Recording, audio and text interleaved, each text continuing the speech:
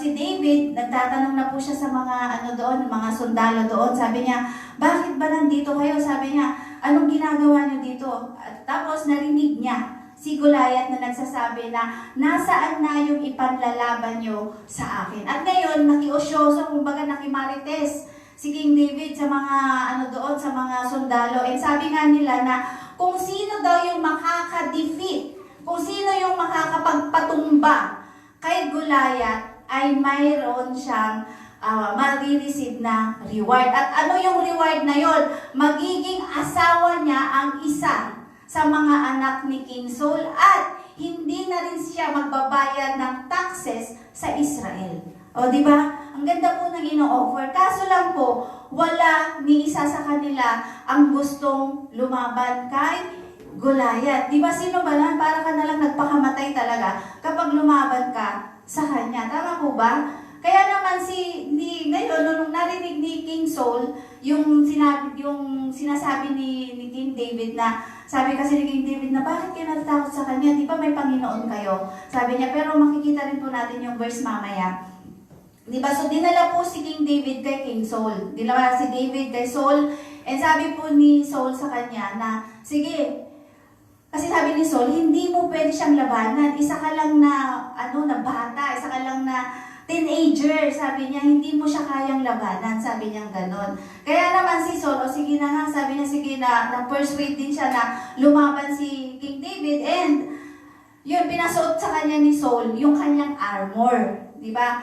Yung armor, he put a bronze helmet on his head, he also clothed him with a coat of mail. Kaso lang, si King David, i-picture niyo po maliit lang po siya. Isa po siyang teenager. Ngayon, nung dinamitan siya, ano po magiging itsura niya? Siyempre, yung kay Saul po, malaki siyang tao. At siya, yung matipuno. So, ibig sabihin, aalog-alog lang si King David doon. At hindi niya malalabanan talaga yung si Goliath kung ganun ang itsura niya. Tama po? And sa 1739, David fastened his sword to his armor and tried to walk. Yan. Trinay naman niya na mag-walk, na suot-suot yung full armor. For he had not tested them. And David said to Saul, I cannot walk with these, for I have not tested them, sabi niya. So David took them off. Ngayon, tinanggal niya yung mga yan. At ang kinuha po niya, pumulot po siya ng 5 stones. Yun po yung naging ni King David at yung kanyang sling. Pumulot po siya ng 5. Bakit 5 yung stone? Kasi yun po yung number of grace. Because of the grace of God, na-defeat ni King David si Goliath. Amen po?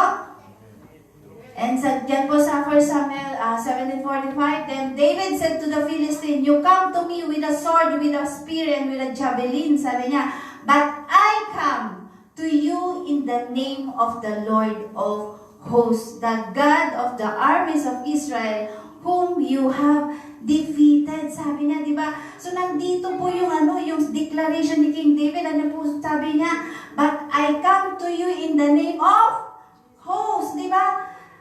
The God of the armies of Israel. Dapat po yun yung gawin natin. Di ba? Na kapag may pinagdadaanan natin, let us declare yung ng ating Panginoon, yung power niya. Di ba? Yun po yung nakikita talaga ni King David dyan whom you have defied, sabi niya kay Goliath, di ba? At sabi niya diyan, you have come to me with a sword, kasi may sword si Goliath, with a spear, meron din siya, with a javelin, meron din siya. Pero anong dala ni King David? Yung lang pong kanyang Panginoon na buhay, na buhay, na buhay. Amen po ba yun?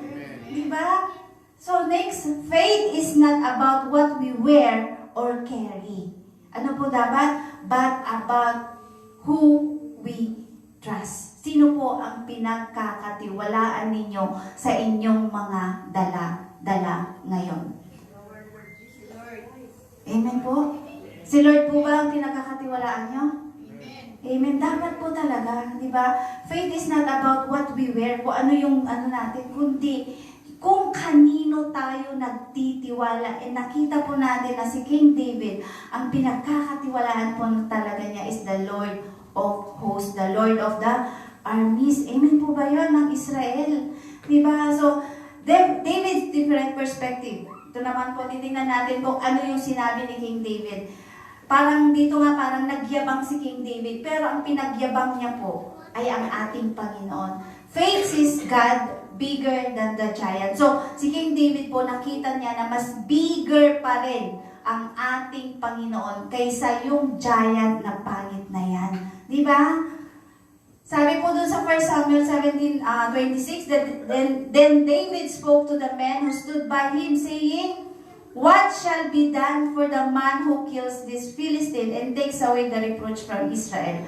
For who is this uncircumcised Philistine that he should defy the armies of the living God?" Sino ba tong taong to, itong Philistine na to, sabi ni King David, na hindi pa natutuli? Sabi niya uncircumcised, di po ba? Alam po ba ng mga lalaki yun? Di ba? Yan po yung sinabi ni King David Sino ba tong lalaking to? Di ba? Sino ba tong Philistine na to na he is defying the armies of God, di ba? Ng Israel, di ba? Sabi niya dyan, ano bang dapat gawin dito? Sabi niya, di ba? So, alam niyo po, si King David talaga pong nakafocus siya kay Lord. Kasi talagang minamaliit din niya si Goliath, di ba? And sabi niya, sino ba yan? Sino ba yung uncircumcised na yan? Sabi niya, kasi po, yung mga tao doon, nakatingin sila sa sitwasyon nila, na wala silang, na hindi nila malalabanan talaga yung mga Filistino. Di ba? So, sa 37 po, moreover, David said, "The Lord who delivered me from the paw of the lion and from the paw of the bear, He will deliver me from the hand of this Philistine." And Saul said to David, "Go, and the Lord be with you." Ito na po yung hudyat na pinayagan na po ni King Saul si David na labanan si Goliath. Diba? Kasi po yan yung declaration ni kung sino yung Panginoon na tumulong sa akin nung pinatay ko yung leon. Sabi niya, nung pinatay ko yung bear. Sabi niya, di ba? He will deliver me from the hand of this Philistine. Andun po talaga yung declaration ni King David na matatalo niya itong si Goliath. Amen po ba yun? Kaya niyo po bang talunin yung mga Goliath ninyo ngayon? Amen. Tama po, di ba? God is with you. Amen po ba? Kasama po ba natin si Lord? Alam po ba lahat niya yung pinagdadaanan natin? Amen. May tatago po ba tayo kay Lord? Wala, diba? So David's confidence came from his view of God, not from his view of the enemy. So ngayon, ang tanong ko sa inyo, ano ang nakikita nyo sa Panginoon? What is your view of God? Paano nyo po ba nakikilala ang ating Panginoon? Diba? Panginoon po ba siya na kayang ibigay sa inyong lahat? Panginoon po ba siya na pwede kayong tulungan sa lahat ng sitwasyon ninyo? Or Panginoon siya na wala lang? Na nandyan lang siya pero hindi siya kumikilos sa atin? Alam niyo po si Lord, He will hold yung peace niya, He will hold His peace kapag po ikaw ang gumagawa. Dapat po ikaw yung mag-hold ng peace mo para si Lord ang kumilos sa'yo. Kaya nga po, yung sinare ko sa inyo na dapat po, protect your peace. Dapat po si Lord ang ang focus po natin kapag may mga pinagdadaanan natin para maprotektahan po natin yung ating kapayapaan, di po ba? Ang hirap po na nag-iisip tayo everyday na hindi naman po talaga natin alam ang patutunguhan. Pagkagaya po nila, di ba? Kasi po nag-iisip sila talaga kung sino ang ilalaban nila sa Philistine na yan. Di ba? Pero, andun po pala itong isang bata na willing na labanan itong si Goliath. So, tanungin niyo po yung sarili niyo, ano nga ba yung view ko kay Lord? At sino nga ba siya sa buhay ko? Nagtitiwala nga ba ako sa Kanya? Nananampalataya ba talaga ako sa Kanya? Amen po ba yun? Amen. Kayo lang po makakasagot niyan. It's between you and the Lord. Kung ano po ang relasyon mayroon kayo sa ating Panginoon. Amen? Amen. Yan. So, faith from past deliverance. Ito po yung sinasabi nga ni King David kanina na yung pakikipaglaban niya doon sa mga lion at saka sa mga bear, di ba? Remembering God's faithfulness strengthens present faith. So, ito sa atin. Kasi minsan nakakalimutan po natin yung ginawa ng Panginoon sa atin. Yung kapag may mga, di ba may mga naranasan na po tayong problema na itinawid tayo ni Lord. May mga problema na po tayong naranasan na hindi natin naintindihan noon, pero nagpapasalamat ka ngayon na naranasan mo yun dahil may mas maganda palang plano si Lord sa buhay mo. Amen po ba yun? Inaalala po ba natin yung faithfulness niya, yung goodness niya, yung ginawa niya sa krus ng Kalbaryo kapag po may mga pinagdadaanan tayo? Inaalala po ba natin yung mga yun para hindi po tayo manghina? Kailangan alalahanin po natin ang mga yun. At ganun po yung ginawa ni King David. Inalala po niya talaga kung paano siya tinulungan ng Panginoon kung paano siya kung paano i-deliver ni Lord sa kanya, sa kamay niya yung mga kalaban. Di po ba? Yung lion, yung bear. Isipin po ninyo, isa lang po siyang teenager. Di ba? Pero malakas po siya. Bakit? Nakatingin po siya lagi kay Lord. At yun po yung gusto ng Panginoon sa atin. And sa 17:35-36, sabi po dyan, I went out after it and struck it, sabi niya, ito na, and delivered the lamb from its mouth. Ito yung kinukwento niya kung paano niya pinatay, kung paano dineliver ng Panginoon yung kilalaban niya ng mga animals, di ba? And when it arose against me, I caught it by its beard and struck and killed it, sabi niya. Your servant has killed both lion and bear. Yan po yung sinasabi niya kay King Saul para po talaga siya payagan. And this uncircumcised Philistine will be like one of them. Di ba? Magiging kagaya niya itong mga pinatay kong lion at pinatay kong bear. Magiging kagaya yan ng Filistinong itong si Goliath na to, sabi niya. Di ba? This uncircumcised Philistine will be like one of them, seeing he has defied the armies of the living God. Amen po ba yun? Kaya naman po tayo din. Dapat ganun po ang gawin natin. Diba? Napakaganda po ng example na ito. Ito po na isulat siya dahil para po mapalakas tayo, para po talaga mag-focus tayo sa ating Panginoon. Instead po na nag-worry ka, mag-praise ka kay Lord. Diba? Instead na nagko-complain ka, alam niyo po, ibigay niyo kay Lord. Manalangin po tayo. Alam niyo po bang ibig sabihin pag nagko-complain tayo? Hindi po, ayaw po ni Lord ang complaining. Kasi once na nagko-complain ka, ibig sabihin, hindi mo pinagkakatiwala kay Lord lahat.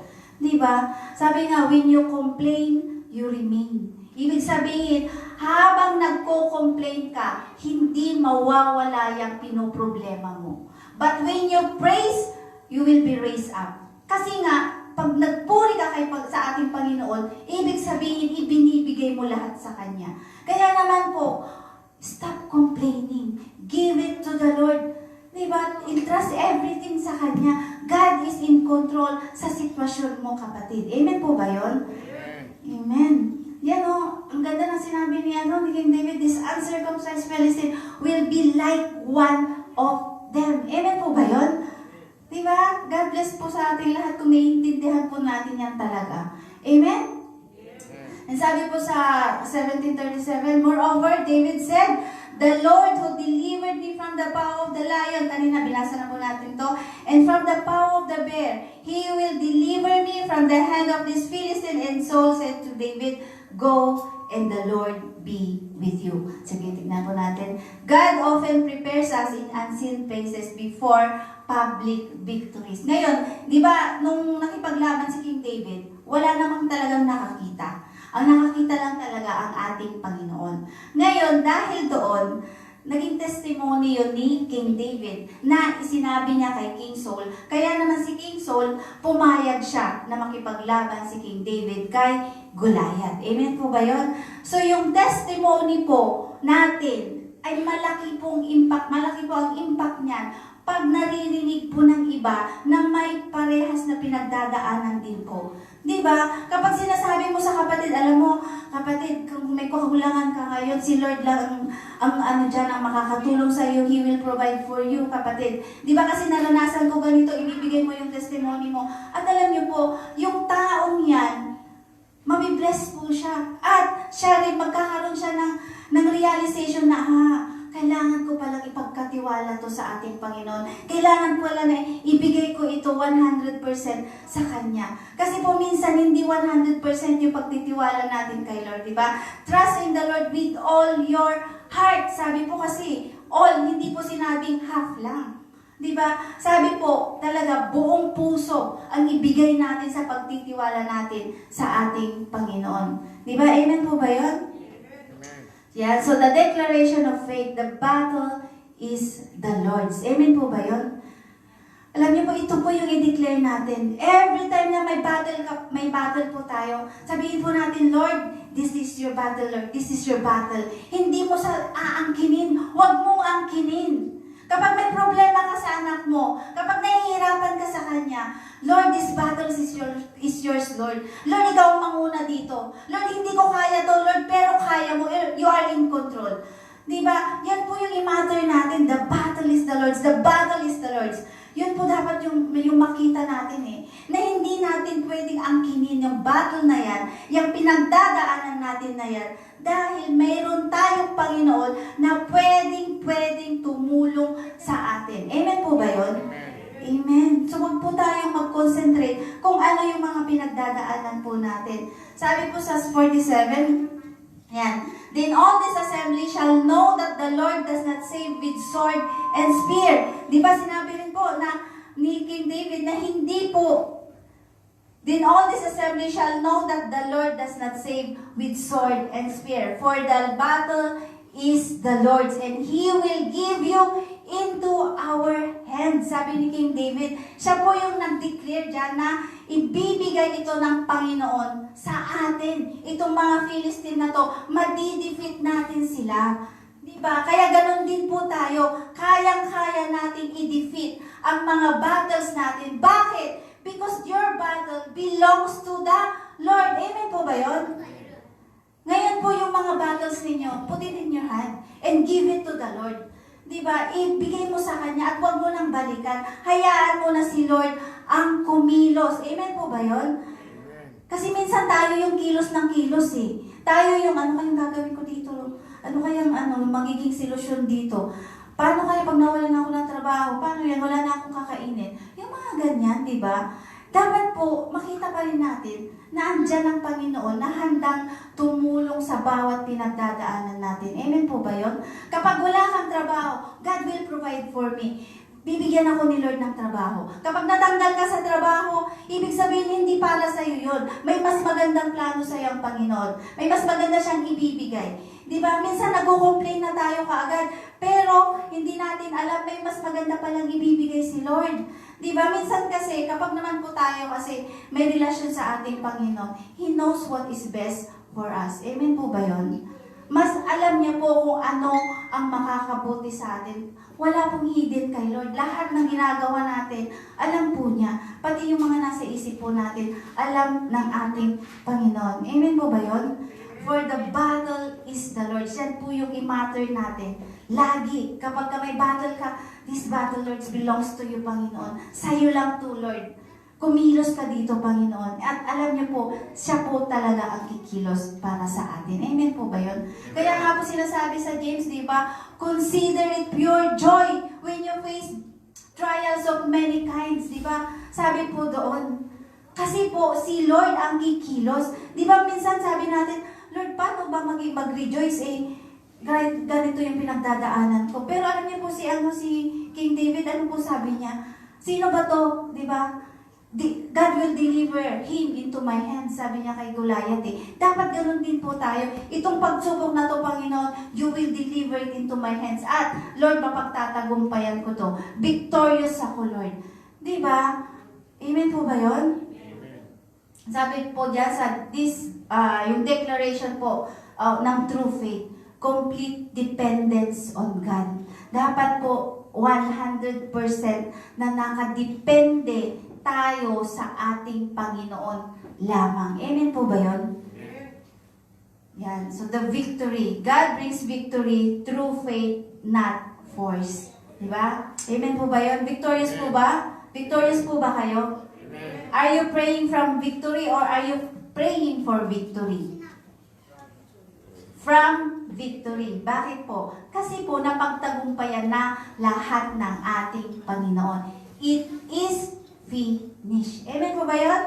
Kaya nga po, you pray from victory, not for victory. Kasi po, victorious ka na. Because you are in Christ. We are in Christ. Amen po ba? Yung power ni Kristo, ang siyang nananalaytay po sa atin. Amen po ba yun? Amen. Yan. So, sa 42 and 43, "And the Philistine looked about and saw David, and he disdained him, for he was only a youth, and ruddy and good looking. So the Philistine said to David," ano po sabi niya? Am I a dog that you come to me with sticks? Sabi niya, di ba? And the Philistine cursed David by his gods. Di ba sabi niya, ano ba ako? Isa lang ba akong dog na maliit? Na ang binigay naman ninyo sa akin na isang maliit lang na bata na good looking, na yung ruddy youth siya, di ba? Si King David po. Parang minaliit po niya si King David. Minaliit niya kasi sabi niya, ito na ba yung panlalaban niyo sa akin? Di ba? Kaya nga po yung mga giants po natin, maliit lang po yan sa paningin ng ating Panginoon. Kahit na malaki sa paningin natin, pero kapag si Lord ang nanguna dyan, kapag si Lord ang kumilos dyan, maliit lang yan sa Kanya. Amen po ba yun? And ano po yung pinag-aralan natin last time sa Romans 8:32? Kung hindi niya ipinagkait ang kanyang bugtong na anak, ipagkakait po ba niya yung mga magagandang bagay sa atin? Yung mga maliliit lang na bagay? Di po ba hindi? Sino po nakapag-memorize nun? Di ba sabi ko, pag may memorize nyo, meron kayong award sa akin? Ay, walang nag-memorize. So, sa susunod na lang. Di ba? Yan. So, am I a dog? Sabi niya, that you came to me with sticks. Di ba? Yun yung yung tingin ni Goliath kay King David. Pero, ano po sabi? Then David put his hand in his bag and took one stone. Isa lang. One stone lang out a stone. And he slung it and struck the Philistine in his forehead, so that the stone sank into his forehead and fell on his face to the earth. Ano ba nangyari? Isang lang bato. Akala ko yung slingshot na ganyan.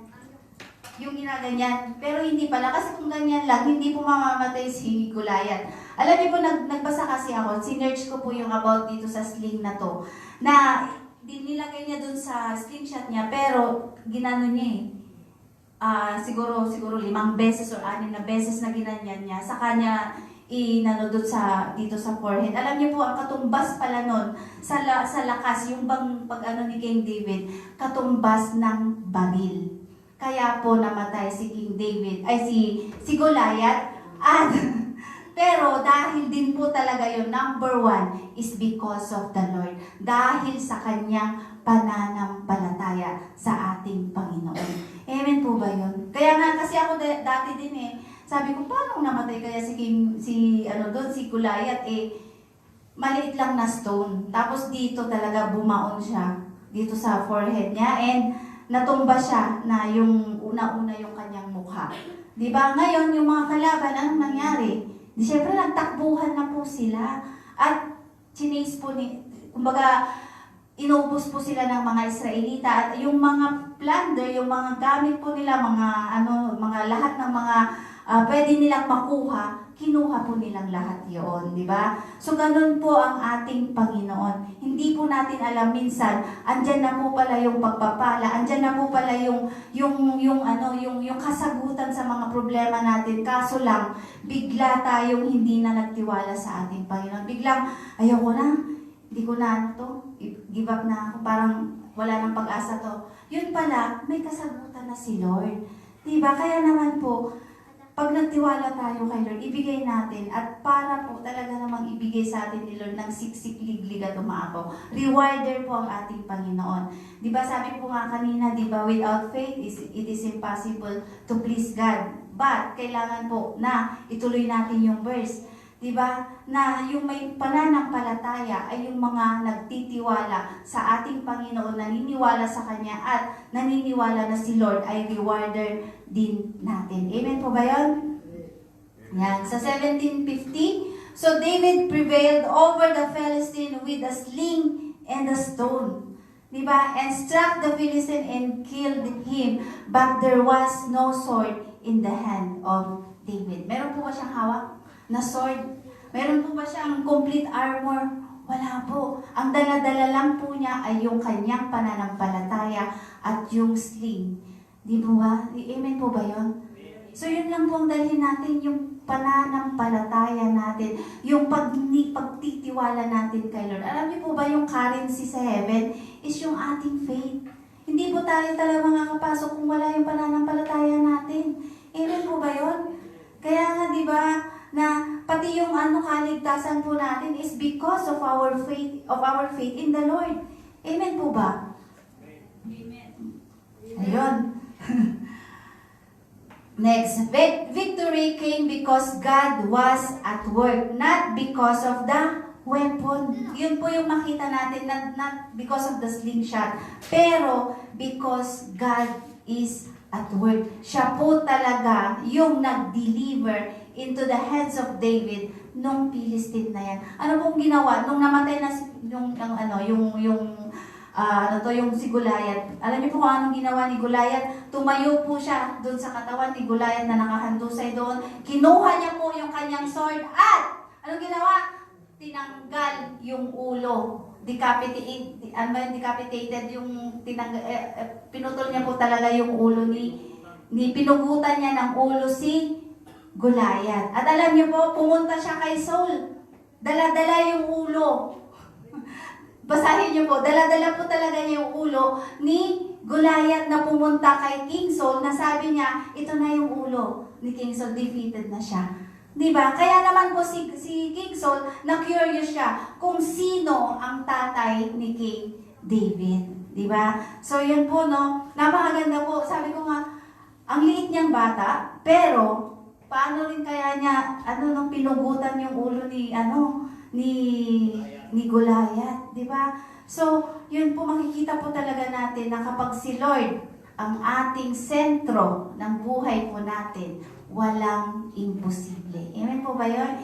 He is in control sa lahat ng pinagdadaanan po natin. So, conclusion and team reminder po natin, focus determines victory. Sa kung kanino ang focus mo, nandun ang victory mo.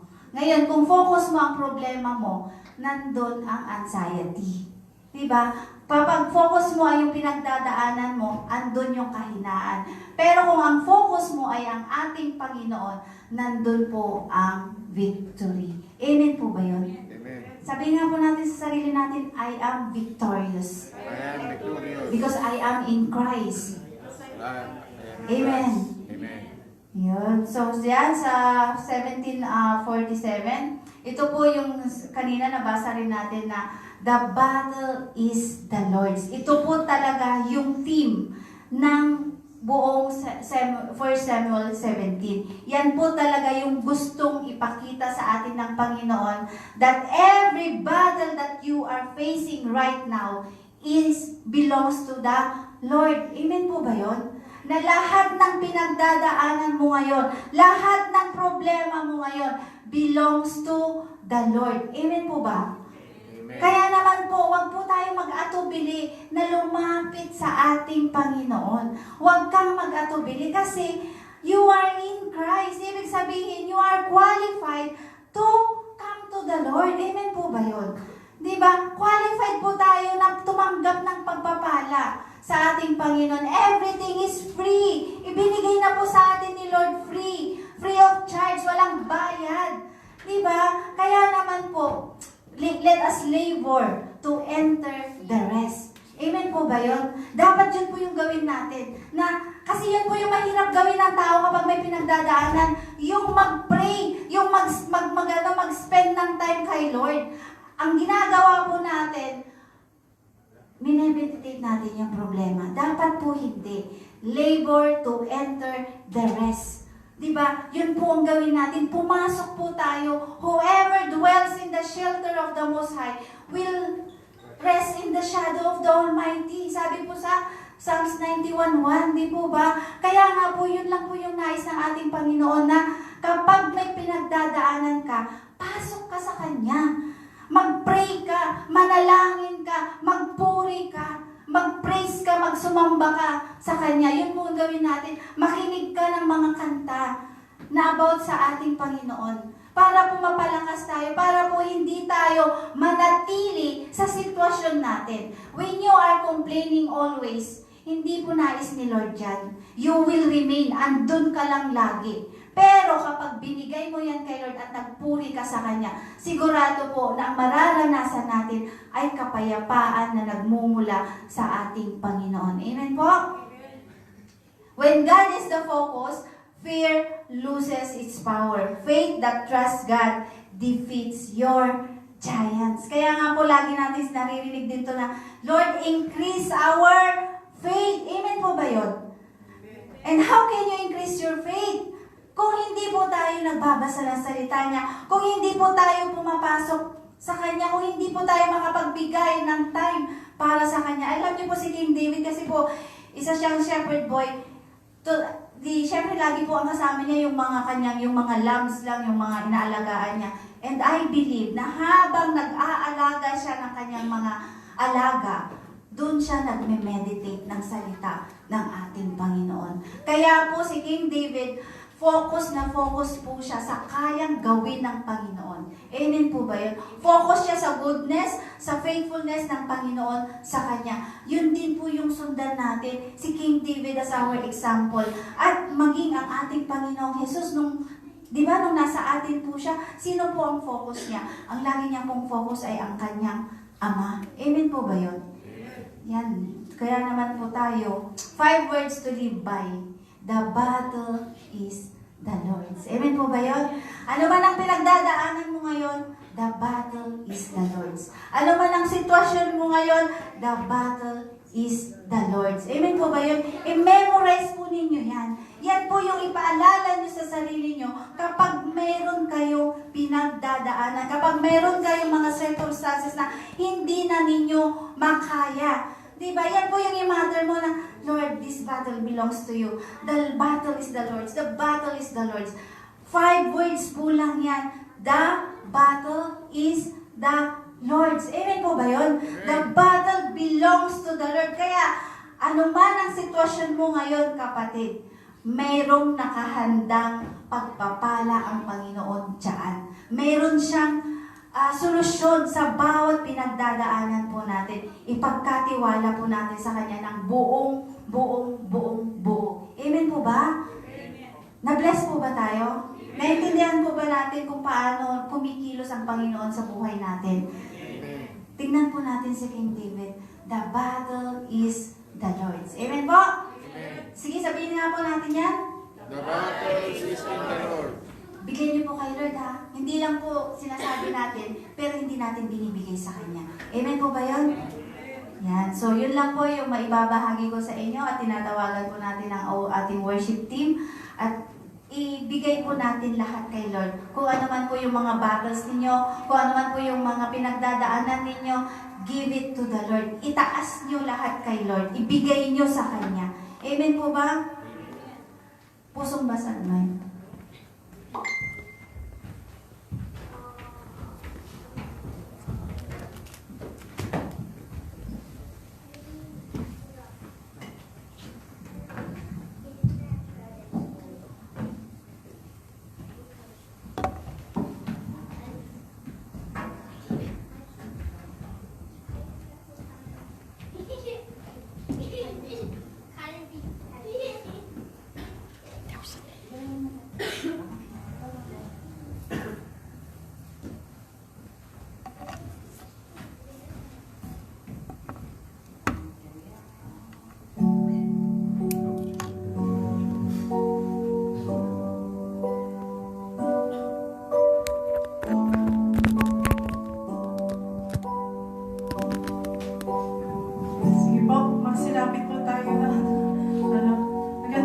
encouragement message lang sa buhay po ni David.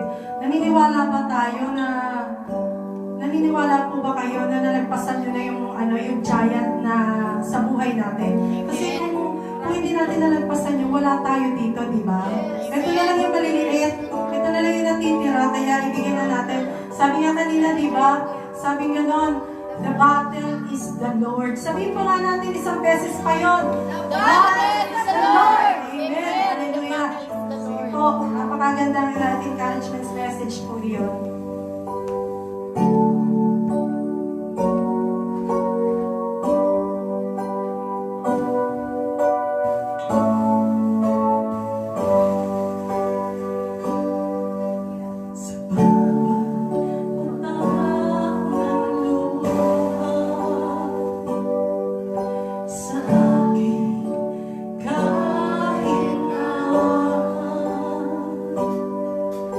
Sa bawat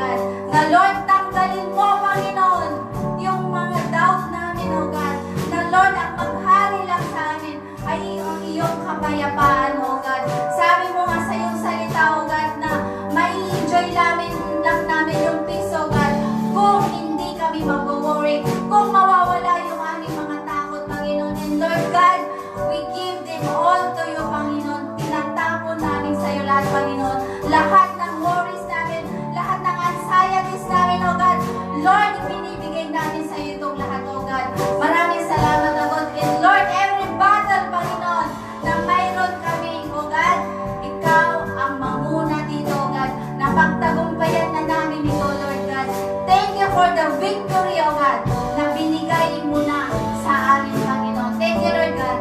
And Lord, thank you, God, na maranasan namin lagi, Panginoon, yung pag-ibig mo, O God. Yung pag-ibig mo lamang, Panginoon, ang makita namin, Panginoon, ang maranasan namin, Lord God.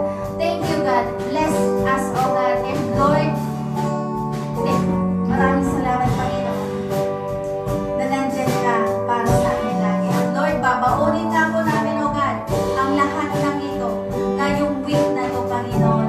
And Lord, surely, O God, your goodness and love will follow us all the days of our life. And we will dwell in the house of the Lord forever. Thank you, O God. We praise you. We honor you, O God. In Jesus' name we pray. Amen and amen.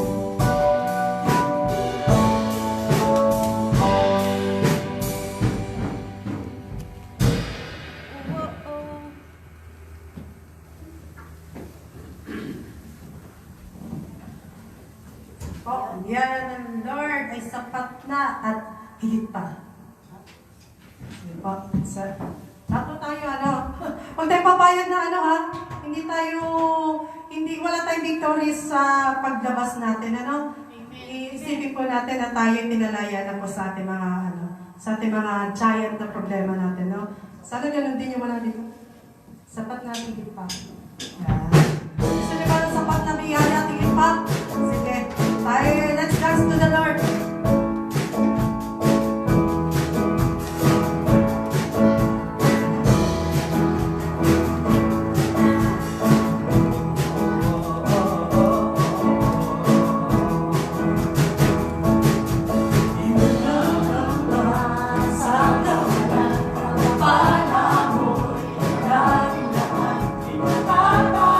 Sa pangani, pagkat naririyan ang alam